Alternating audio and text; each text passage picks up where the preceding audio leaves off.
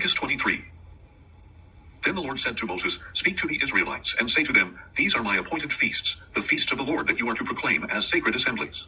For 6 days work may be done, but the seventh day is a Sabbath of complete rest, a day of sacred assembly. You must not do any work. Wherever you live, it is a Sabbath to the Lord. These are the Lord's appointed feasts, the sacred assemblies you are to proclaim at their appointed times. The Passover to the Lord begins at twilight on the 14th day of the first month. On the 15th day of the same month begins the feast of unleavened bread to the Lord. For 7 days you must eat unleavened bread. On the first day you are to hold a sacred assembly. You are not to do any regular work. For 7 days you are to present an offering made by fire to the Lord. On the 7th day there shall be a sacred assembly. You must not do any regular work. And the Lord said to Moses, Speak to the Israelites and say, When you enter the land that I am giving you, and you reap its harvest, you are to bring to the priest a sheaf of the first fruits of your harvest.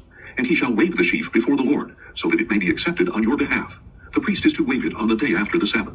On the day you wave the sheaf, you shall offer a year-old lamb without blemish as a burnt offering to the Lord, along with its grain offering of 2/10 of an ephah of fine flour mixed with oil, an offering made by fire to the Lord, a pleasing aroma, and its drink offering of a quarter hin of wine.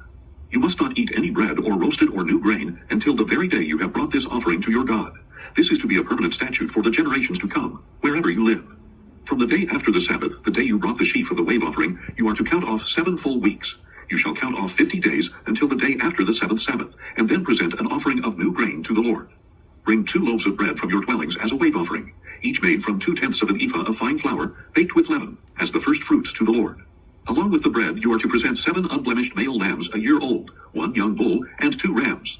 They will be a burnt offering to the Lord, together with their grain offerings and drink offerings, an offering made by fire, a pleasing aroma to the Lord. You shall also prepare 1 male goat as a sin offering, and 2 male lambs a year old as a peace offering. The priest is to wave the lambs as a wave offering before the Lord, together with the bread of the first fruits. The bread and the 2 lambs shall be holy to the Lord for the priest. On that same day you are to proclaim a sacred assembly, and you must not do any regular work. This is to be a permanent statute wherever you live for the generations to come. When you reap the harvest of your land, do not reap all the way to the edges of your field, or gather the gleanings of your harvest. Leave them for the poor and the foreign resident. I am the Lord your God. The Lord also said to Moses, Speak to the Israelites and say, On the first day of the 7th month, you are to have a day of rest, a sacred assembly announced by trumpet blasts. You must not do any regular work, but you are to present an offering made by fire to the Lord. Again the Lord said to Moses, The 10th day of this 7th month is the Day of Atonement. You shall hold a sacred assembly and humble yourselves, and present an offering made by fire to the Lord. On this day you are not to do any work, for it is the Day of Atonement, when atonement is made for you before the Lord your God.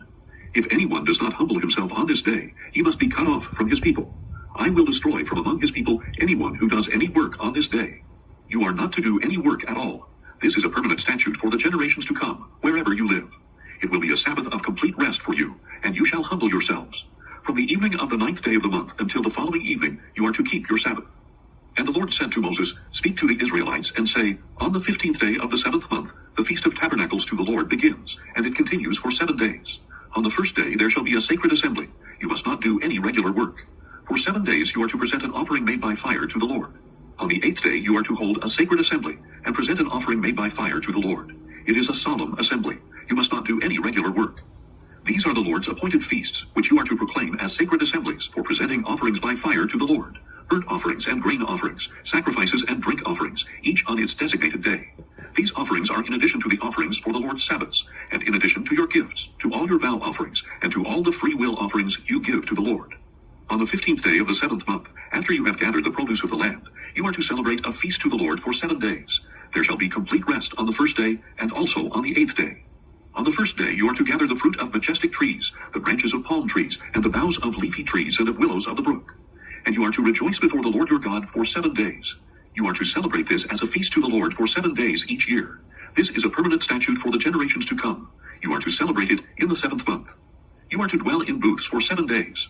All the native born of Israel must dwell in booths, so that your descendants may know that I made the Israelites dwell in booths when I brought them out of the land of Egypt. I am the Lord your God. So Moses announced to the Israelites the appointed feasts of the Lord. Leviticus 24. Then the Lord said to Moses, Command the Israelites to bring you pure oil of pressed olives for the light, to keep the lamps burning continually. Outside the veil of the testimony in the tent of meeting, Aaron is to tend the lamps continually before the Lord, from evening until morning. This is to be a permanent statute for the generations to come.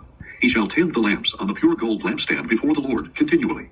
You are also to take fine flour and bake 12 loaves, using 2/10 of an ephah for each loaf, and set them in 2 rows, 6 per row, on the table of pure gold before the Lord.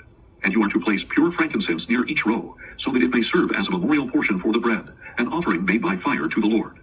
Every Sabbath day the bread is to be set out before the Lord on behalf of the Israelites as a permanent covenant. It belongs to Aaron and his sons, who are to eat it in a holy place, for it is to him a most holy part of the offerings made by fire to the Lord, his portion forever. Now the son of an Israelite mother and an Egyptian father went out among the Israelites, and a fight broke out in the camp between him and an Israelite. The son of the Israelite woman blasphemed the name with a curse, so they brought him to Moses. His mother's name was Shelomith, daughter of Dibri of the tribe of Dan. They placed him in custody until the will of the Lord should be made clear to them. Then the Lord said to Moses, "Take the blasphemer outside the camp, and have all who heard him lay their hands on his head. Then have the whole assembly stone him. And you are to tell the Israelites, if anyone curses his God, he shall bear the consequences of his sin. Whoever blasphemes the name of the Lord must surely be put to death. The whole assembly must surely stone him, whether he is a foreign resident or native. If he blasphemes the name, he must be put to death. And if a man takes the life of anyone else, he must surely be put to death. Whoever kills an animal must make restitution, life for life. If anyone injures his neighbor, whatever he has done must be done to him. Fracture for fracture, eye for eye, tooth for tooth. Just as he injured the other person, the same must be inflicted on him. Whoever kills an animal must make restitution, but whoever kills a man must be put to death. You are to have the same standard of law for the foreign resident and the native, for I am the Lord your God." Then Moses spoke to the Israelites, and they took the blasphemer outside the camp and stoned him. So the Israelites did as the Lord had commanded Moses.